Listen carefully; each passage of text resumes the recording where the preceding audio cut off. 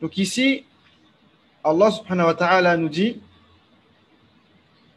jamais les juifs et les chrétiens ne seront satisfaits de toi jusqu'à ce que tu suives leur millah.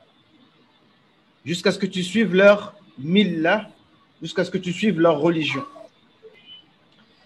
Donc ici, comme d'habitude, chaque terme du Coran, et alhamdoulilah, les termes du Coran, ils sont en langue, dans leur langue originelle, et on ne répétera jamais assez qu'on doit, nous, s'attacher à la langue originelle du Coran, justement pour ne pas s'égarer, parce qu'une des grandes causes de l'égarement et de la déviance, c'est le fait de traduire, comme les Italiens ils disent, traduire c'est trahir, d'accord? Et c'est une des raisons principales qui a fait que les gens ont dévié de la religion de Jésus, de Isa alayhi salam.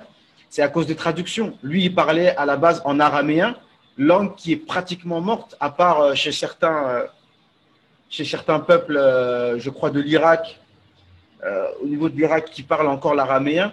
Et encore, est-ce que c'est l'araméen originel? On ne sait pas. Mais toujours est-il que ça, c'est une des raisons principales. Donc ici, millah, le mot en arabe, c'est bien millah. Donc si on traduit, nous, on va traduire par religion.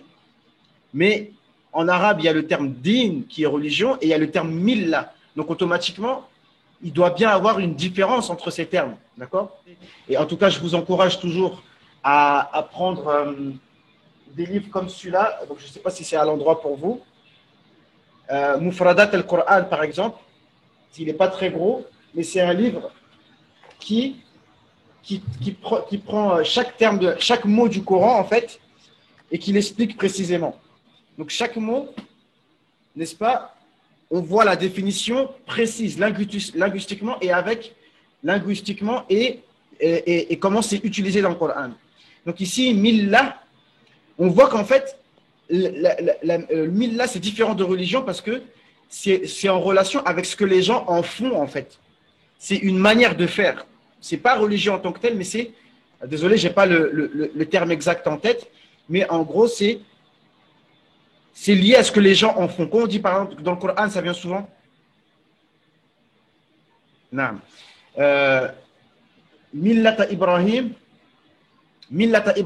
Hanifa, c'est-à-dire c'est la manière de faire d'Ibrahim.